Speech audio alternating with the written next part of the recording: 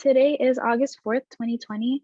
My name is Leslie Torres, and I am interviewing Andres Garza today for the University Library Special Collections and Archives at the University of Texas, Rio Grande Valley, hereafter abbreviated as UTRGV. This project is in partnership with the Voces Oral History Center at the University of Texas at Austin. Please note, Andres, that this interview will be placed in the University Library Special Collections and Archives at UTRGV and shared with the Voces Oral History Center at the University of Texas at Austin. If there is anything that you do not wish to answer or talk about, I will honor your wishes. Also, if there is something you want to talk about, please bring it up and we'll talk about it. So, the University Library Special Collections and Archives will archive your interview along with any other photographs and other documentation you are willing to share. UTRGV University Library will retain copyright or non-exclusive right to the interview and any other materials you donate to Special Collections and Archives at UTRGV. Because we are not conducting this interview in person, I need to record you consenting to make sure you agree with our interview procedures before we continue. So I'll ask you a series of 6 questions. Please say, yes, I agree, or no, I do not agree after each question. Number 1, do you give University Library Special Collections and Archives at UTRGV consent to archive your interview and your materials at the UTRGV University Library?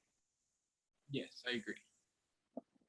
And do you grant UTRGV University Library Special Collections and Archives right, title, and interest in copyright over the interview and any materials you provide?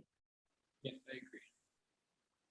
And do you agree to allow UTRGV University Library Special Collections and Archives to post this interview on the internet where it may be viewed by people around the world? Yes, I agree. Okay. And number 4, do you grant the University Library Special Collections and Archives consent to share your Zoom interview with the Voces Oral History Center at the University of Texas at Austin for inclusion in the Voces of a Pandemic Oral History mini project, which will include posting the interview on the internet? Yes, I agree. And as you recall, we previously filled out a pre-interview form. We use information from the pre-interview form to help in research. The entire form is kept on a secure Voces server at the University of Texas at Austin. Before Voces sent it to UTRGV University Library Special Collections and Archives, we would have stripped out any contact information for yourself or family members, so that will not be part of your public file. Your public file will only be accessible at UTRGV University Library. The final 2 questions ask for your consent on what I just described. Number 5, do you wish for us to share the rest of your interview in your public file available to researchers at UTRGV University Library Special Collections and Archives? Yes, I agree. Okay. And on occasion, UTRGV Special Collections and Archives and Voces receive requests from journalists who wish to contact our interview subjects. We only deal with legitimate news outlets. Do you give consent for us to share your phone numbers or your email with journalists? Yes, I agree. Okay. Thank you for your consent. Your experiences and stories mean a lot to us at UTRGV Special Collections and Archives. So, Andres, thank you for your time. Like I said earlier, your stories and experiences are valuable to us at UTRGV Special Collections and Archives and the Voces Project. Particularly for us at UTRGV Special Collections, we are committed to preserving the stories of Mexican Americans and Latinos from South Texas and the Rio Grande Valley and those who work closely with these populations during this COVID-19 pandemic. Because you are a business owner and previously a local organizer, and because you are a family member and friend who is knowledgeable of the ways COVID-19 has affected others in their inner circle, I know you have many meaningful stories and experiences to share on how COVID-19 has impacted these roles you carry out in your life. So, before I ask you to share stories about your life in this pandemic, tell us, who is Andres Garza? Andres Garza is a 23-year-old cook and food anthropologist. I'm just really passionate about food. And I live in the Rio Grande Valley here in McAllen. So I guess that's who I am right now. Okay, thank you. So the first question I want to ask you is, when did you first hear about COVID-19 and how did you learn about it? Through radio, TV, social media, etc. I think I first heard about it through social media, and it was beginning to happen in China mainly. And then I remember the first time I was actually panicked about it was at work. one of my coworkers was a part-time nurse, and they were just telling me that we were all gonna get it. And this is when it still hadn't like got to Europe or the US or anything. And I was like, no, no, no, no. And they were like, no, like we're all gonna get this thing, and it's gonna be a real big deal. Um, and yeah, I think that was the first time that I guess that's also my first reaction to the information. I was freaked out. I was just really in disbelief, and I didn't want to believe it at all. And then as it started getting bigger and bigger, I just remember their words telling me that, because like soon after that, they quit the job to just kind of like hide in quarantine before things got bad. And that's kind of when I realized that it was going to be something serious. Like an echo in your head. Yeah, every few weeks, and it started getting worse. So it's just like, oh no, like, and I kept on hearing that again and again, like we're all gonna get it, we're all gonna get it.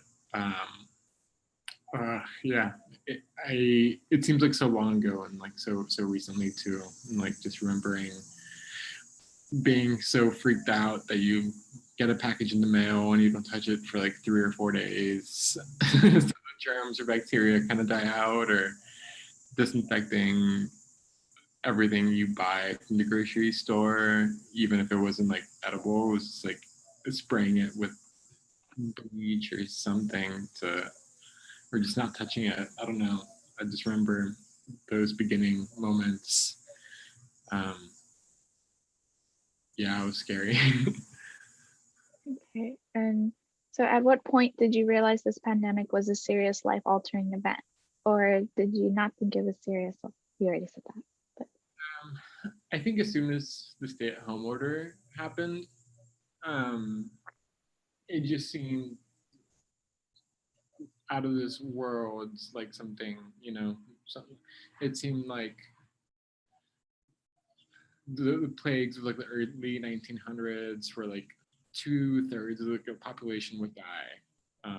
That's kind of where my head went, and I was just like, this is gonna be historic. And when my grandparents were like, this is crazy, like this has never happened in our lifetimes or like our parents' lifetimes, like really, like it was just, it kind of put it all into perspective.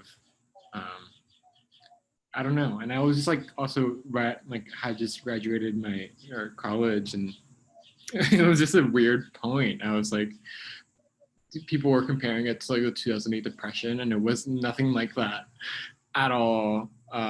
This was absolutely mind-boggling, because it wasn't just like a job thing. It was like a whole life altering thing. okay. And over the last few months, what news media, social media, or other sources do you rely on to keep you informed about coronavirus? Or over the last year, should I say?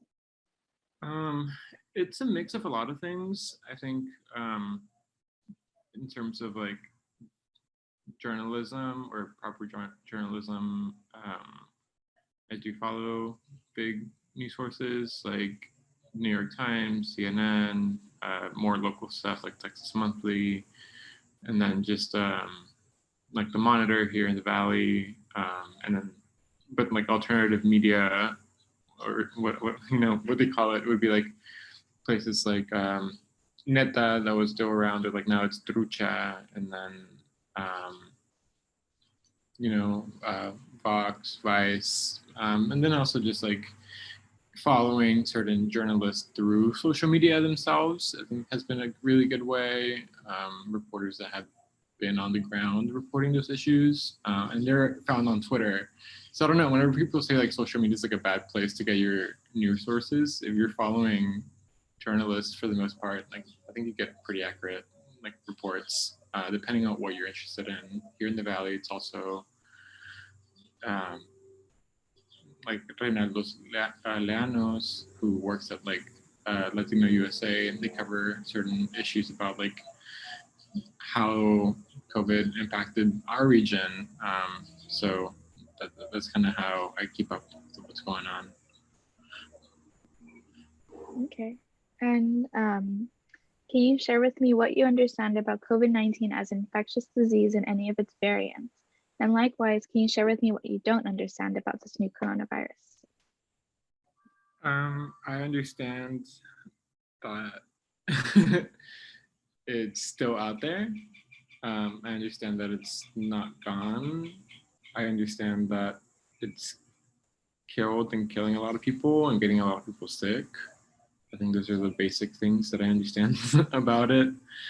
The science, like I briefly understand, but I don't know any of the terminology. So I guess those aspects I don't get, but I know it's still going and it's evolving and it's changing and will continue to be around for a while. Okay. And so can you tell me what you know about the various vaccines available to the public and how do you feel about these vaccines? What I know about vaccines. I know that they're readily available. I personally have the 2 doses of Pfizer. I don't know exactly like the minute differences within each one. They say AstraZeneca or like Johnson and Johnson were like the flops of vaccine. Like they just didn't work as well as the other ones. So it's kind of what I know about them. I feel strongly about them. I think they're very important for us to have. And it's weird to see people freaking out about the word vaccine. Like, we have vaccines for so many other things. But just because this one's like, because we're being told to get it, a lot of people don't want to get it. Yeah, I feel that. All right, yeah. But do you have a vaccination story you would like to share with me now or perhaps later in this interview? Mine was like real simple. I got really lucky and I wouldn't say like one of the first ones, but I got access to it pretty early on, and because I sought out for it, and I just knew that it was something that I really wanted to get, just because I do feel like I have to interact with people, just like in the work that I do, and it was something that I didn't want to like continue to have a burden of like not having it. My dad just got his like 2 days ago. He was like, I'm not gonna get it, and then he started realizing like, oh shit, like people are still dying with it, and I'm like in my mid-50s, so it would be a lot smarter if I got it instead of like, be like whatever, get sick, and then regret not having had it. So that's my dad's reason for getting it. My mom still doesn't have it. My younger sister still doesn't have it. My middle sister has it. Okay. And on that note, do your family members hold the same beliefs as you about COVID-19 or are there some who take it more seriously or more lightly? No, my mom, she recently remarried this white guy from Round Rock in Texas, and he is very pro-Trump. My mom, like, she's in some weird realm politically, but yeah, she's like not gonna get it. She's like, I'm healthy now. Like, if I get it, I'm gonna get sick. And just has these really strong beliefs about that. As much as I try to skew her one direction or another, she's kind of stuck on her ways. She thinks eating healthy is enough. My younger sister, I don't understand. She's like, we get along for the most part. She's 18. And she's just being rebellious for rebellious sake. And it's like, I'm not gonna get it. I don't know. I hope the best for them. Like, I mean, that's all you can kind of do sometimes. but yeah, I mean, I don't know. I yeah, I take it kind of seriously. My other sister, who works at HEB, also takes it seriously, just because, I mean, she sees it all firsthand. That is, I mean, HEB, for some reason, like, they're like some of the most essential workers um, in our state. So I think she gets it for that reason. Okay. And for this next set of questions, I'd like to talk about how you've seen COVID-19 affect family members, friends, and yourself. So firstly, can you share with me in general how many members are in your family or household, and who are they to you? Yes. So members in my family, does that mean like just kind of like my nuclear family, or like who lives in the house with me? Um, I guess we can do both if you're comfortable with that. Okay. Yeah. So the house where I live, it's just me, my partner, and her younger brother. And yeah, I mean, we get along really well. And we all took it very seriously. So we're all vaccinated. So it's a little bit more lax in that sense. But then, like my nuclear family, I think I was explaining it a little bit. Most of them left Austin. My dad's still in Mexico. And that's been their approaches to it. So it's two sisters, my dad, and then my mom and her stepdad that are in Austin.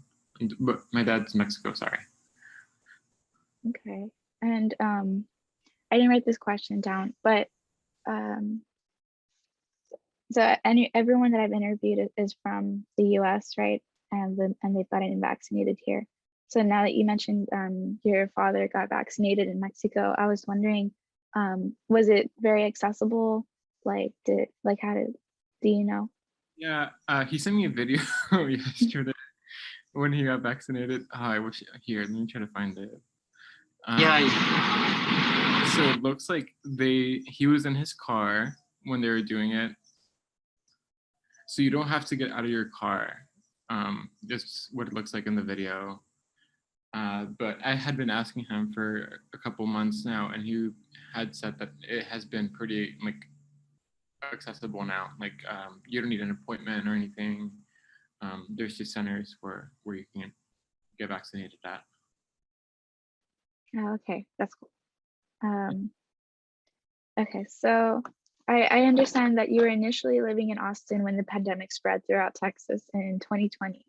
So did Travis County initiate a stay-at-home order? And if so, do you remember how long it was in place?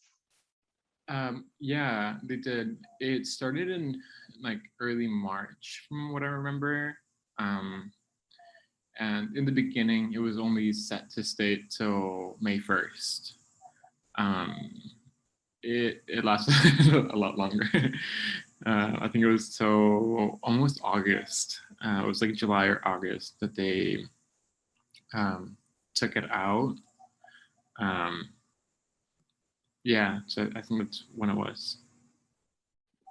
Okay, and so did you quarantine while living in Austin? And if so, what was this experience and shift in socialization like for you and your partner? Yeah, so we quarantined for like the last 2.5 weeks that we were living there. It was hard because we also had another roommate. So it was like a 2-bedroom, and then my partner and I shared 1 bedroom, and then our roommate had their other bedroom. And she was not taking it as seriously at first. So we like had brought up that we were going to quarantine so we can go home, and if she could kind of also cooperate in staying home and not bringing in germs from other places, so we could leave safely. And we ended up having a falling out with her. Yeah, just because she was visiting this other house for her like not boyfriend at the time. And then there was like 4 people in that house, and like we didn't know if those other 4 people also just staying at home, or if they were also just going to another house and then having like that kind of like bubbling effect, right? Like, so it was just a really tricky situation to navigate those weeks. Like, I think it got to a point where she was like feeling so bad for like going out, or like she was just like hiding in her room as a way to like justify her going out. So she would not touch like anything in our like living space or kitchen, because that was like part of her needs. So it was, yeah, it was just really tricky to navigate. Sounds like it. So also in our pre-interview, you shared that you worked for a bit during the pandemic as an essential worker in the service industry. So what was this change in work environment like for you? And how did you cope with suddenly being forced to risk your health for your job? It was interesting. I don't know, because at that job at the time, we were like preparing for South by Southwest. We were like this exciting new restaurant for people to try. So we had like all these plans in line, and it was supposed to be like, you know, financially so really successful, but then we had to shut down the whole model and like reformat it to only to go. For me, I didn't feel like I was so much at risk all the time, because we were pretty understaffed, and the few hours, like, you know, we only had like 1 or 2 people on shift at the time. But I was cautious of like me then transmitting something to someone else more than I was like concerned about my own health. So it was always like being really cautious and like wearing gloves and masks like while preparing food, because at that time we didn't know if like the virus transmitted, you know, like I put my germs on like a food, then you get like a food and like you take it home and then you get sick. We didn't know any of that stuff. And then, you know, like I think most of my coworkers at the time were taking it really seriously. But it was tricky, you know, it was like an isolating experience, like just, you know, working and not working because I mean, any of us wanted to. It was just like we had to pay the bills and we didn't want this restaurant to kind of shut down. I didn't want to like, we didn't know at the time if we were staying in Austin for longer. Like our lease ended in August. And, you know, we made a really quick decision to leave. So before we go into that, I wanted to ask, so I mean, you were living in Austin, and Austin, there's so many people, right? So even with the stay-at-home order, like here, I know I saw like there's still a lot of people going out. Did you also witness that in Austin with a lot of people going out despite the stay-at-home order, or do you think in general, like to your knowledge, everyone was kind of cooperating?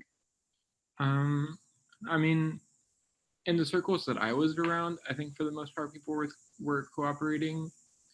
But I mean, at that time, like clubs had shut down, like all of these things had shut down.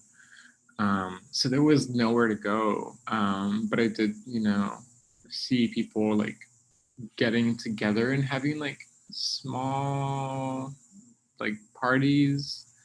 I don't know. I think for the most part people were good, but you know, there's always people that weren't.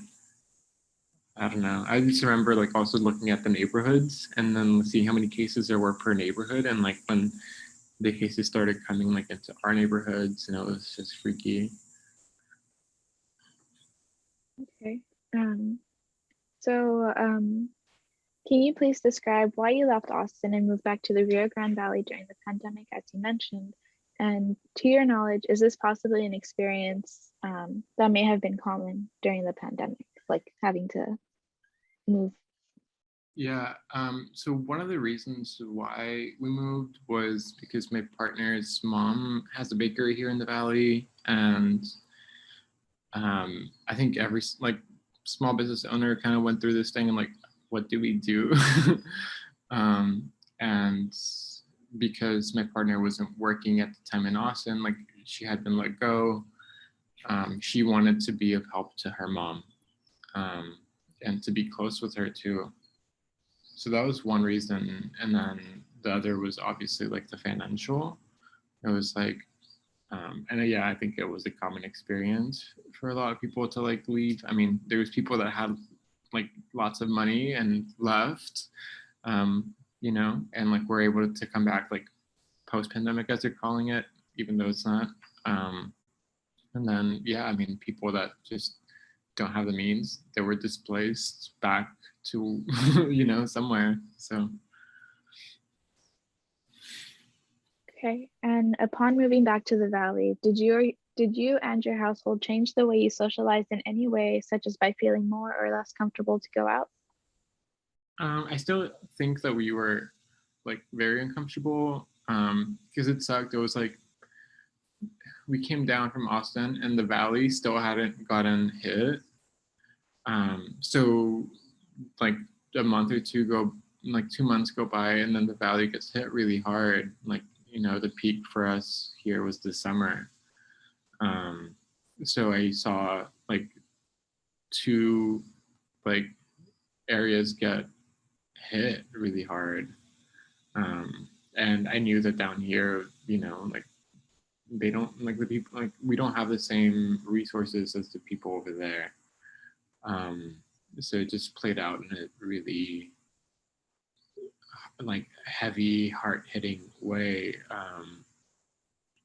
And also just because this place is home, like Austin wasn't home. So yeah, I think I was even less comfortable to go out. Okay. And so how did the pandemic impact family traditions, customs, and holiday celebrations? So for example, did you celebrate birthdays, Christmas, Thanksgiving differently? Or did you celebrate these holidays and celebrations in different ways during the pandemic? We had two birthdays like in August. So it was my birthday and my partner's birthday. Hers was September 1st. And they were just like really like low key, like almost like a sad birthday, but like still heartwarming. Like I think we like for her birthday, I just like ended up making like a really nice long dinner, and you know like ordered gifts online. And like for mine, it was something similar in that sense. Like she made me a cake, and like we were just like by ourselves, which is kind of nice. Um, and then like Christmas, we had a really tiny one. It was, you know, with people that had been in our inner circle. So like my partner's mom, her brothers, their grandma, and like me. So it was small, but I think that was also traditional to them. So it didn't feel too bad in that sense.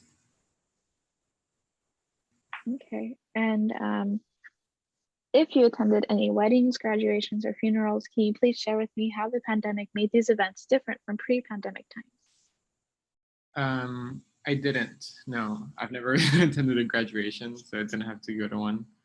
But yeah, no, I didn't go to any events. Okay. So moving on, this next set of questions focuses on your experience with organizing during the COVID-19 pandemic. So to begin with, have you ever organized or participated in mutual aid organizations before the COVID-19 pandemic? No, I had never been part of any mutual aid organizations, but then the pandemic really brought them to light, which I was grateful for. Okay, and so I know you decided to establish a free fridge in downtown McAllen last year. So can you describe what was your inspiration for this project? Yeah, the direct inspiration was just like nationwide movement of free fridges going on at the time. I thought it was a really smart idea, and I was just inspired by the work that other people were doing in their respective cities. And it wasn't like there was no like formally established like group like we're all gonna make a free fridge. No, it was just people being inspired by each other's efforts. So that was kind of my inspiration for it. And then my background in food and, you know, definitely played a part in that. Okay, and so can you please describe how the process of bringing the fridge idea into fruition and popularizing it amongst other RGV organizers and volunteers? Yeah, so that just kind of started happening on its own. I'm semi-active on Twitter, and I posted that idea, and people resonated with it. So I think because it resonated with people, and it seemed like something that wasn't too out of reach. I think that that really worked on its own. It was just a little snowball, like kept on going. Yeah. Okay, and so in our pre-interview, and as you mentioned right now, you explained to me that many volunteers and organizers were enthusiastic about your plans for the free fridge. So can you recall how many people became involved in the project, and were they all from the Upper Valley, like in McAllen and like Upper Hidalgo County? Yeah, I think it was in the Slack channel. I think we had about like 12 to 15 people. You know, some more active than others, and then like not on the Slack channel. Like we also had several people involved with it one way or another, just through like Instagram messages or Twitter messages or in person. And no, they were not all from the Upper Valley. It was a whole like mixed group of people. Like, I'm not gonna say names just because I don't know if it's consent or not. But one of the people that helped us like with their truck, like was from Weslaco, and like he would drive all the way up to Upper, like, you know, I mean, Weslaco is like almost Upper Valley, I would say. I don't know. But there was also people in Brownsville that like were organizing with us, and we were also trying to help them like and get the funds so they could do that in Brownsville as well. And then there were people in Stark County that were really interested. So it was a whole valley, like honestly, that was doing that work. And then Laredo, I know they don't get included into the valley that much, but they ended up having their own fridge, and they still have it up, I believe, which is really impressive, and I'm really proud of them for that. That's so cool. Just everyone working together. But okay, and so I didn't write this one down either, but so I mean, this happened all during the pandemic. I mean, almost like right after the peak, right? Like in August last year. So I know a lot of people were like discouraged by the pandemic happening and not being able to go out or talk to people as much or whatever, and all of that. But so what was it hard for you to like, I guess, get past that?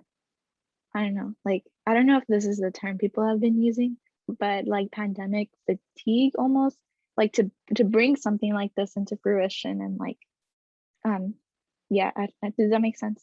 Yeah, it does. No, like 100%. Like it was the first time that like we were all acknowledging like, sorry, like that we're all so awkward. Like it's like we don't know how to talk, and like we still weren't even like close to one another. We were all like each person had their own like vehicle, and like we were, whenever we like met, it was all outside, like with masks. And you know, there was like a small sense like, okay, like we're doing something, and like we're in some way like fighting this thing in our own way, like for our own community. And yeah, I think that's kind of how I felt. And like the fatigue was, you know, like it was like optimistic work, and like we're all really optimistic, and it helped with that fatigue and like feeling. Okay. And so how did you how would the free fridge have worked? Like, so what were your plans for obtaining donations, sorting through them, and like having everything prepared for the public to utilize? Yeah. So it would have worked on like, I mean, this model, like I said, I was inspired by everyone else already doing that work. So how it works is the fridge is pretty much open. Like people have access to it at any time of day, but there is a date, like a volunteer that goes daily to do a little clean, like a deep clean of it, sanitize, and then ensure that the food in the fridge is still um, like up to par, like that is still quality. So this is like a process that like goes on in every restaurant. Like you have one employee that like checks the fridge, goes through it, make sure everything has a label on it, like when it was made or when it was put in the fridge and the expiration date, and then if there's any allergens.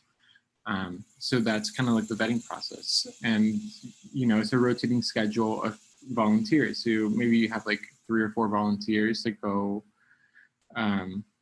like a week, and then they just rotate days. So that would have been that. And then to obtain donations, it wouldn't have been so hard. I mean, we were already at a food park in downtown McAllen with a lot of restaurants nearby. There was also, you know, Salt near American Table, like right there. There's Salome, there's Bonamia. Like there's all these people that already like have produce or like leftover produce, or that get that buy from local farmers. So it's also like a drop-off spot. Like, so it wasn't like a lot of travel. It was all pretty central, which was ideal. And then also it was like we were putting flyers so people around the area knew that there was a spot to get free food. And we were, you know, starting to do that outreach whenever like we got shut down. But it was successful. It was, you know, there was like in and out, and then if the fridge ever got empty, we would call to the community for donations. Okay. And so as we know, I mean, you and the other volunteers worked hard to establish the fridge during the pandemic. So with that in mind, how did you plan to keep the fridge a safe location for residents to utilize? I think a lot of like those reasons were like, or a lot of what I just said was kind of like a plan for it. Because safety in terms of food mainly means like food safety and like making sure that it's not contaminated, that it's, you know, that it's good for people eating it. And I think like working mainly with establishments that are inspected by the Department of Health, such as local restaurants or producers, I think that would have been a really safe way for the residents to have that. And, you know, just having daily maintenance and checkups, but like not surveillance in that way. Okay. And so in our pre-interview, you mentioned that you thought it was important to keep the fridge in downtown McAllen. So can you explain why you felt that way, and like why you think it's a significant location for a free fridge? Yeah, so one of the main reasons is that the downtown area has the biggest houseless population. There's a lot of like houseless shelters nearby in downtown McAllen. There's also the bus terminal where people come from Mexico or from other areas, and a lot of the time, you know, they don't have a lot of money to like get food right away. So providing an access point for them that is not surveilled was important. And it was also very visible.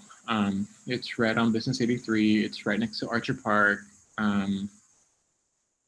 So it just seemed like the perfect spot to do that. We thought about like other areas within like the downtown or like art center area of McAllen, but a lot of them weren't as visible. or accessible. So that was why it was our first spot, and also just because we had a relationship with the owner of the food truck. That would also help as like an extra set of eyes to ensure that it was a safe location. So it was all these pros to it. The only thing we didn't consider, it was the property owners for the Chamber of Commerce. And though we hoped they would have been more helpful, we, we got the opposite of that. Okay. And so before we go into that, how long was the fridge in action or open to the public? And from what you saw, was it well received? It was open for a week. That's all. And from what I saw, it was really well received. I mean, if you look at like the comments on Instagram or on Facebook, like, or just the public perception of it, it was very like, you know, people from all political beliefs, none of them could deny it. Like, food was a human right. And it's a very simple action. It's just a fridge outside. So, you know, like, it was discouraging that it wasn't able to live longer, because I think food is something that we can all kind of agree upon because we all have to eat. So that's how I feel about it. Okay. And so can you explain why the city of McAllen protested the free fridge and why they ultimately put a stop to it? Yeah, I mean, it wasn't so much the city of McAllen, rather it was the Chamber of Commerce. So the free fridge was on the McAllen Food Park, which I didn't know at the time was owned by the McAllen Chamber of Commerce. They are right in front of the food park, so maybe I should have known. But yeah, so they're a separate entity. The food park is a commercial space that, you know, I don't think they want houseless folks to walk around, disturb the diners. They call it loitering. And that's why they didn't want it there. So they called the Department of Health to like basically investigate what we were doing. And the Department of Health, like I understood their concerns. Like, we had a fridge outside, it was really hot out, and the temperatures weren't to the government standard of like 42 degrees Fahrenheit. So, you know, and we wanted to get there. We had a plan to get there, but before we could ever enact that plan, we were kicked out. They, you know, like they kind of blackmailed some people, and yeah, you know, we had a. I showed them the thing for the little roof that we wanted to put. They were like, you need a planning, like, and zoning ordinance to pass, because it is like a building. It's not a building. It's like a little shed for the fridge to keep it at temperature, you know, so the sun wouldn't hit it directly. So we were never given a chance. And then, yeah, we had to move the fridge immediately. They like rushed us to do it. They're like, it can't be up here like another day or else. And I didn't want to find out what or else meant. So yeah, we had to move it.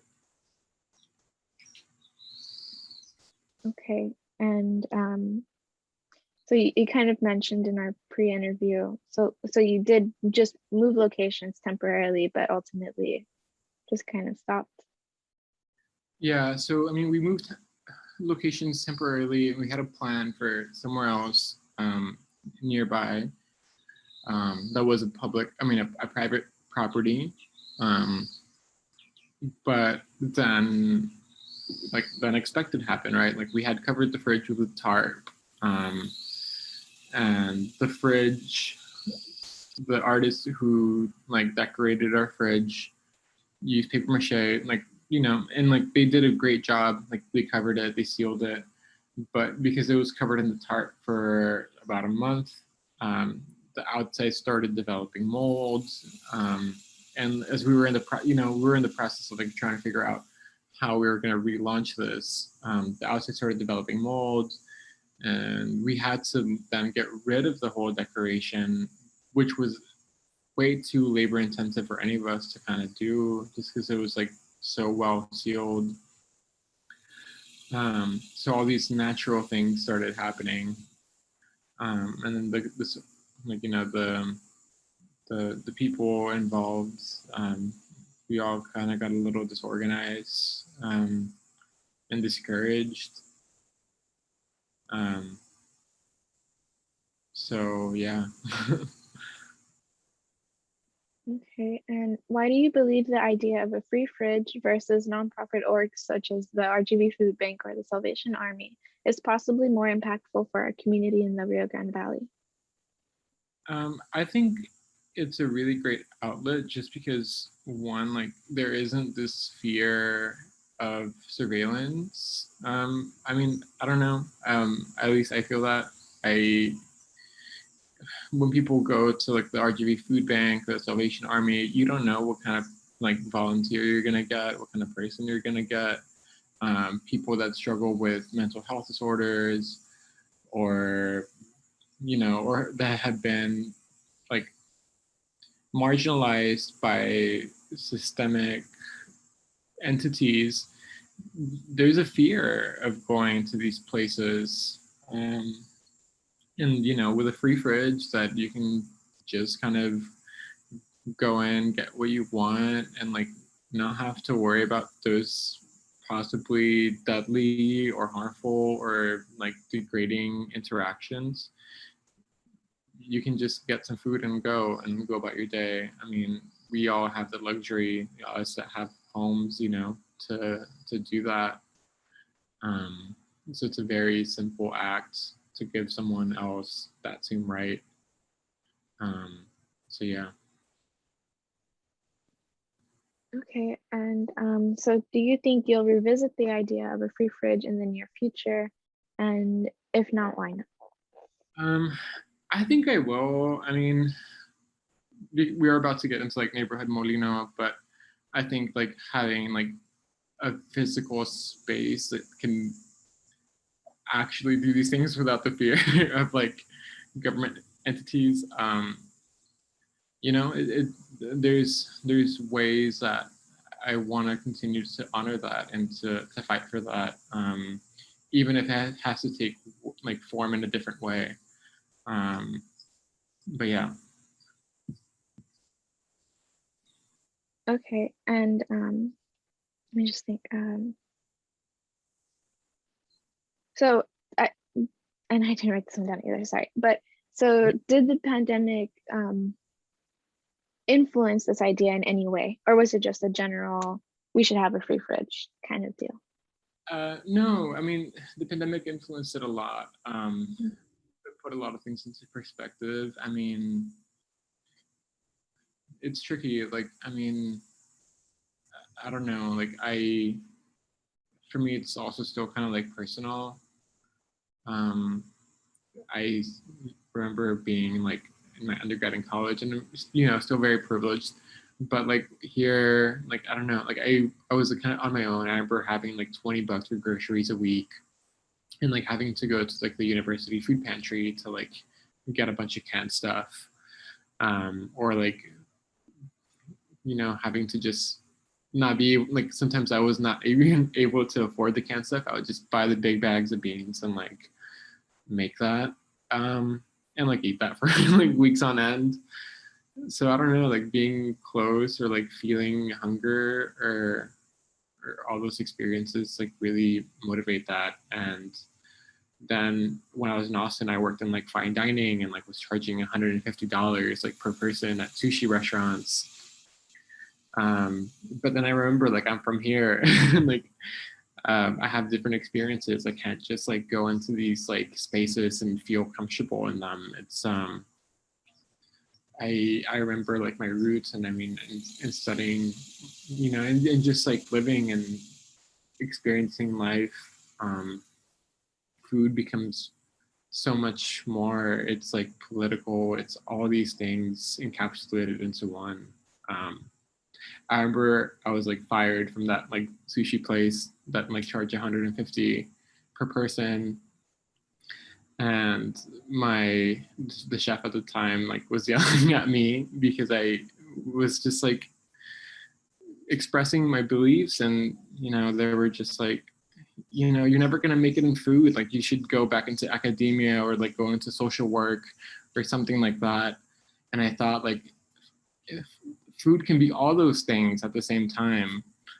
um and I think Neighborhood Molino is like a version of that, or I wanted to be that. I remember those words and I'm like, no, I mean, we can take care of our people, we can do creative food, we could have food that's culturally appropriate, that's nutritious, and that can take care of like a community.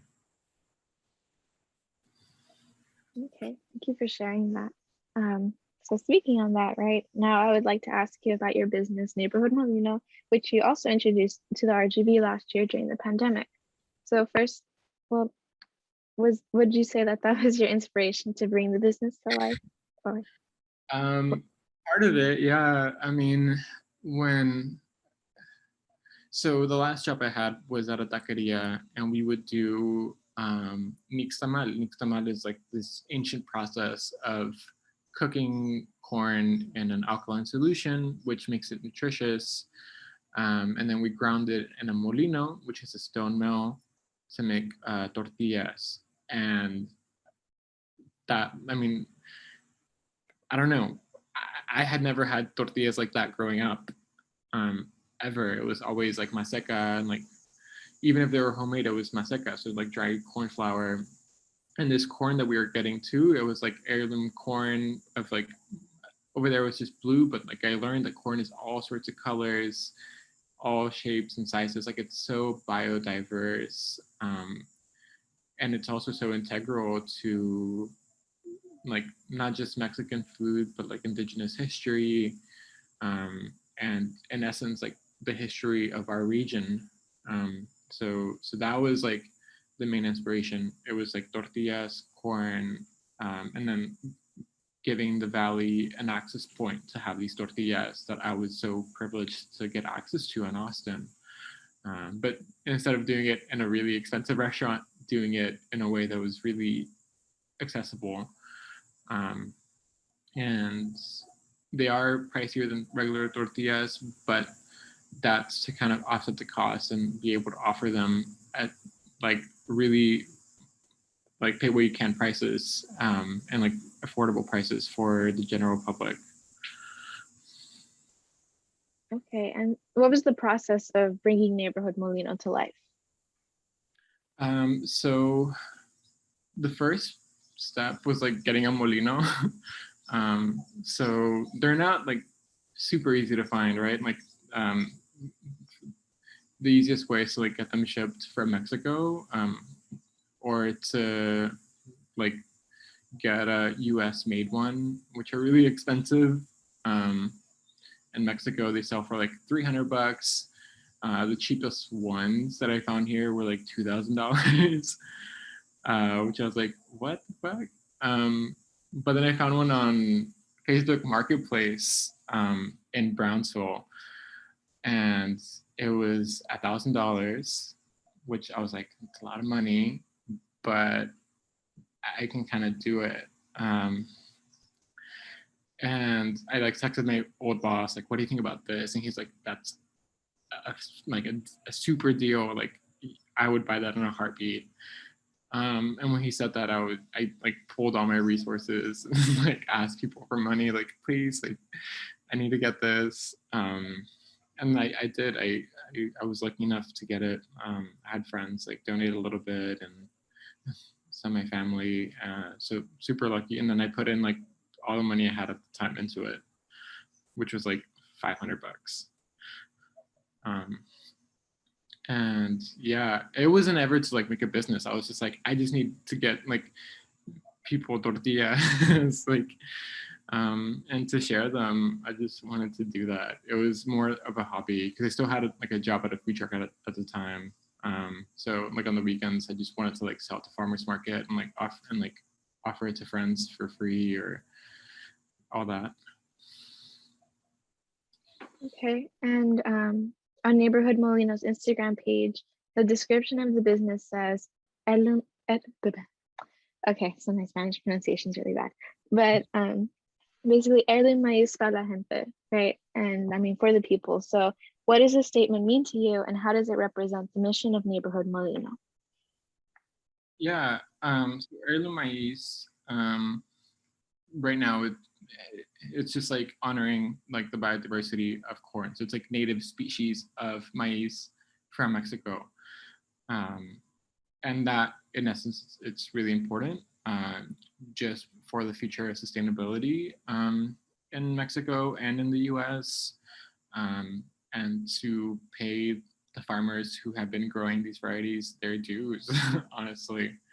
And then para la gente, it's just like, it's for the people. Like, it's not just like fine dining, like high-end thing. It's like, no, like this is our right. It's like, we think about food sovereignty.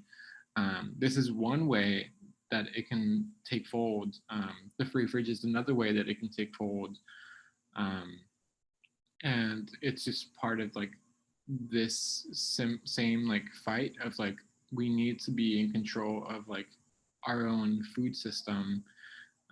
The pandemic really showed us that. It was like, you know, like HEB is understocked, or like the meat packing industry is like falling apart.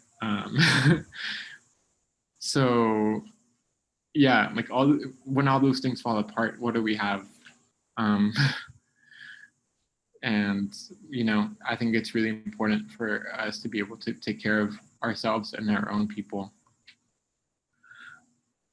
Okay, and so I noticed on Instagram, and you did mention it to me in our pre-interview, that right now Neighborhood Molina is primarily set up at CC's Bakery Sweets, and CC Sweets, right? The bakery. And on your menu, you have more items than just tortillas.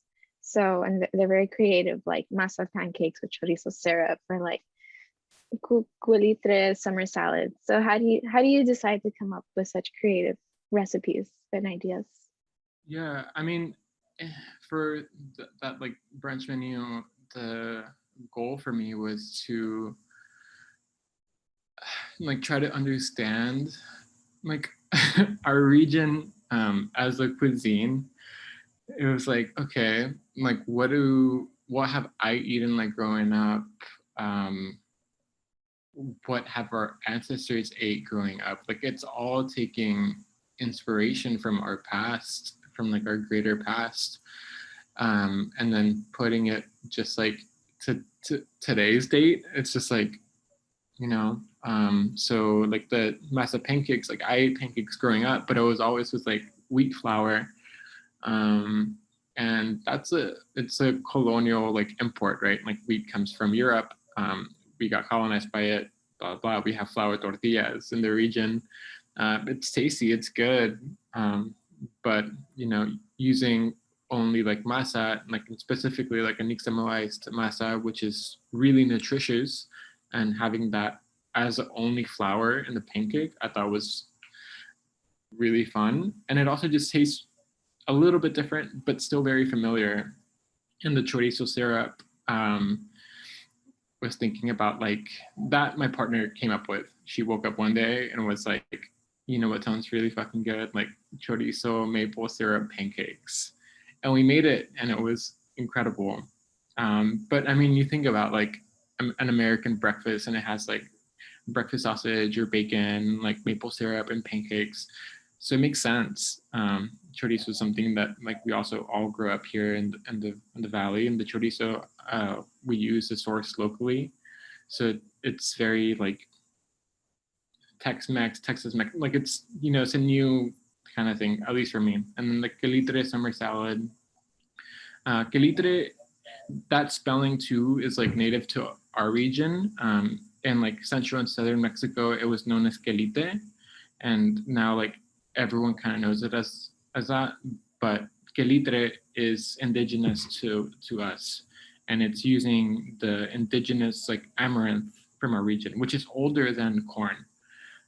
So that has been around, like you can think of maybe like till dinosaur time, but like the earliest people that lived in the valley ate calitre, and like because it was something that was just grown wild. It's a wild weed. And when I look at like history books, recipe books, it's like usually cooked. But whenever like I've had it, like I just tasted it fresh and I like the taste of it. It's kind of like a rugula. So then it was like, can I make a dish to honor this like native wild weed and like get people to eat it and like be excited by it. So it's like also just thinking about all these histories and trying to think about today and what I want to eat. Okay. And so as you described earlier, you mentioned that, or you said you offer a pay what you can option for your customers. So can you explain a little bit why you believe it's important to maintain this option for your customers despite like you being a small business? Yeah, I mean, I think people shouldn't feel limited too much by their finances. Like, I also encourage people to kind of like be aware of their own privileges, and I think having that as like pay what you can, like it makes people think about like, okay, what do you have access to as a person? Like, do you feel comfortable like leaving a tip? All these things, right? But then pay what you can gives the people who are struggling for whatever reason an option to get a nutritious item for, it's like food stamps, but not regulated. It's the same idea of like the fridge being surveilled or like who has access to it. It's like not everyone kind of feels comfortable with that. So offering that pay what you can, I feel like evens the playing field a little bit, because I know that not everyone is able to pay $6 for a dozen of tortillas. Like I understand that's expensive. I recognize that, and the cost is for a reason. It's people are being paid at all aspects of the food chain, and minimizing exploitation. But pay what you can, gives access to people that can only pay $2 for a dozen. I get it. Like I've been there. Okay. And so what was it like establishing not only just like a business, right? But it was your very first business during the pandemic. Yeah, it was weird. For a long time, I didn't want to think about it as a business. I was just like, no, this is just like my little side project. But no, like now it's my full-time thing. And yeah, it's been tricky. There's been a lot of mistakes. Just yeah, I don't know. It just feels like I'm on survival mode. And just trying to do my best, and like hold myself accountable throughout it all, because it's tricky. That's something that's like always on my mind. Okay. And last question for this section. So what do you foresee for the future of Neighborhood Molina? I have no clue. For a while, I was like, I want like a little brick and mortar restaurant, but then I'm like terrified of the idea of that, and I'm like, is that even like the best way to go across this? Like, do I want that? Can it just like exist as this like weird fluid entity that makes food? I don't know. I think time will tell me. Okay. So thank you for sharing all of that. So now we're going to be moving on to our final section. So firstly, are you satisfied with the local response to COVID-19 in Hidalgo and Travis County, since you were in both during the pandemic? Um, like so-so. I think like local officials, for the most part, did what they could. They could always do more. I don't know. I understand they were like in a really tricky situation. I think like more dissatisfied at the state and national level. Um, but yeah, I don't know. I'm sure they could have done things better. I don't know if they had the energy to. I don't know. It was all a shit show. Okay, and I know you just mentioned you were dissatisfied with the Texas response and Governor Greg Abbott's response, which was the next question. But would you like to describe that, or we can move on as well? For Greg Abbott, I hope he gets out of there very soon. He's contaminated with oil money. And yeah, that's how I feel about him. He is such a evil little person. Okay, and same thing. There's two questions on national response. So firstly, were you satisfied with the 2020 national response to COVID-19 led by former President Donald Trump? No. Okay, and go ahead. And Joe Biden, I think, also no. I don't know where this man is, what he's doing, but he's not doing good. Okay, and if you had the power to respond to COVID-19 with policies, laws, or workplace decisions, what would you do differently, if anything? I don't know if I want that power. Um, I don't think I'm capable of it.